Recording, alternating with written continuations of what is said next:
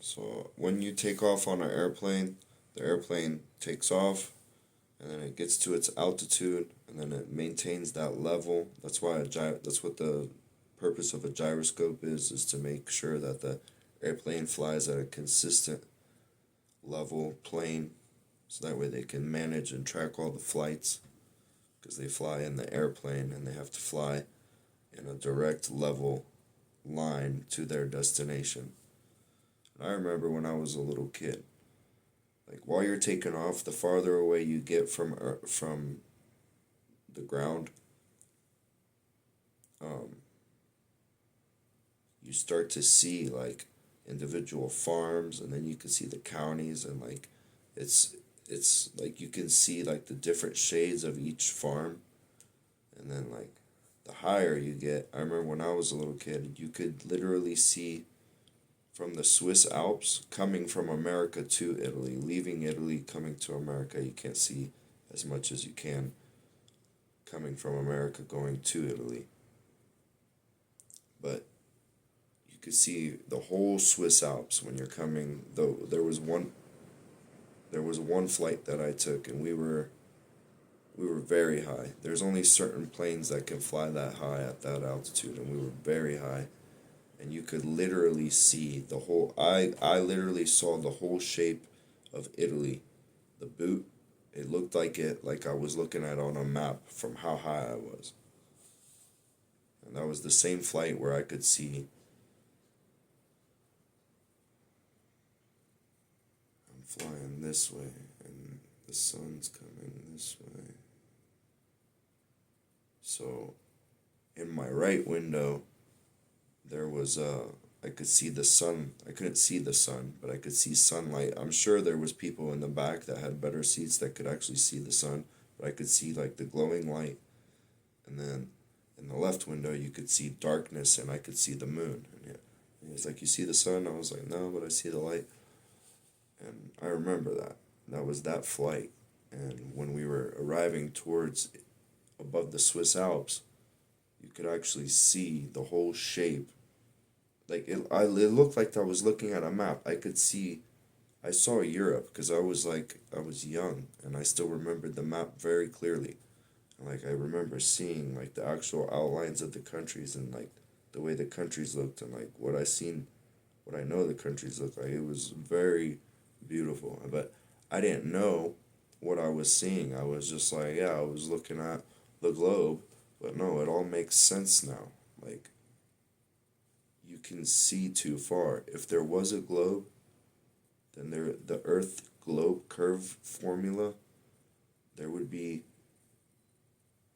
hundreds of miles of curvature blocking that path, and your airplane would have to be dipping and nosediving to maintain the curvature of the Earth. Okay?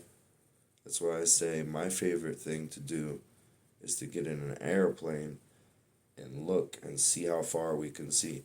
And all these actors on television who said that they went to space, Virgin Galactic, Jeff Bezos' fake space program, Elon Musk's fake space program, all the ones that are inside the things and they act like they're like, no, it's just an airplane that flies and then falls back down.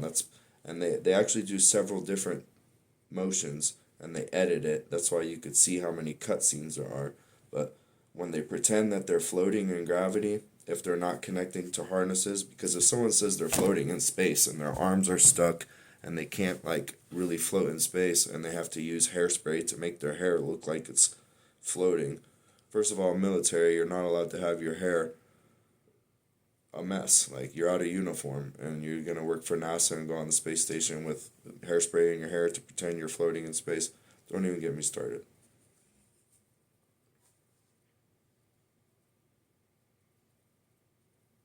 Space is fake, and the point of the story is return to truth. You know, you want me to just keep telling you how much more deception there is and how much more you're gonna need to believe in, stop believing in the lies, or you could just go do all your own research. Like everything I say, every time I tell you, you don't have to believe anything I say. Go do your own research. You know, probably never heard of most of the things that I've spoken about. Most of you probably never heard of anything I've spoken about. But a lot of you probably haven't heard of a lot of the stuff I haven't spoken about. And you look, it's funny. That's how you know when you're talking to someone who's been deceived, when they don't have the ability to put their pride down. If it goes against their religious belief, their heliocentric religious belief, their Rockefeller indoctrinated religious belief, and they want to hold on to it and protect it and defend it. They say they're anti-globalists, but they want to hold on to all their Rockefeller and heliocentric beliefs, religious beliefs. Those are religious beliefs because they're not true. They're based off of demonic and evil ways and making money off of harming the innocent. Like that's not even a religious, that's an occultish, demonic, possessive. You want to hold on to your ball? Like little babies, when you take balls from babies, they get really mad and they cry. What happens when you take balls from big demons? I think they might need to get exampled. You know?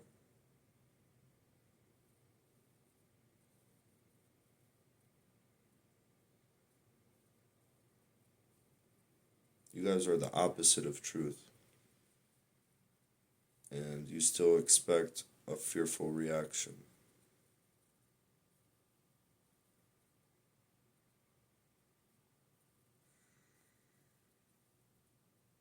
I think you should start fearing the Lord. You should start fearing God. You should start fearing the Creator. And you should start fearing truth.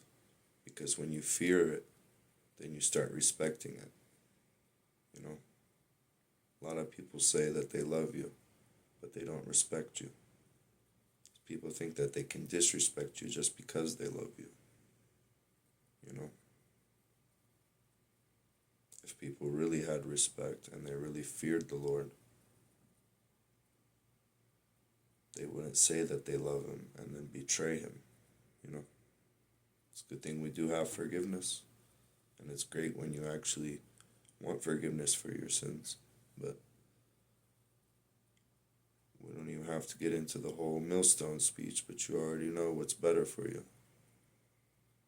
So I suggest for you participating, and if you think you are just trapped and you think you might just blame it on someone else and you think you can make up another version of the story, like whatever version of the story you want to make up, it really starts with you.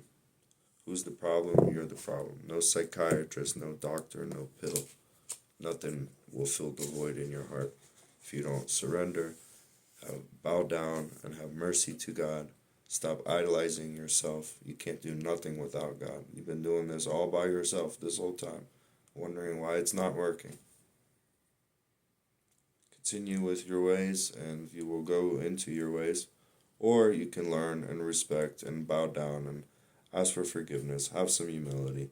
Then you can follow the rest of the steps. Okay? And if you don't know, well then go find out. Go watch some more videos. Have a wonderful day.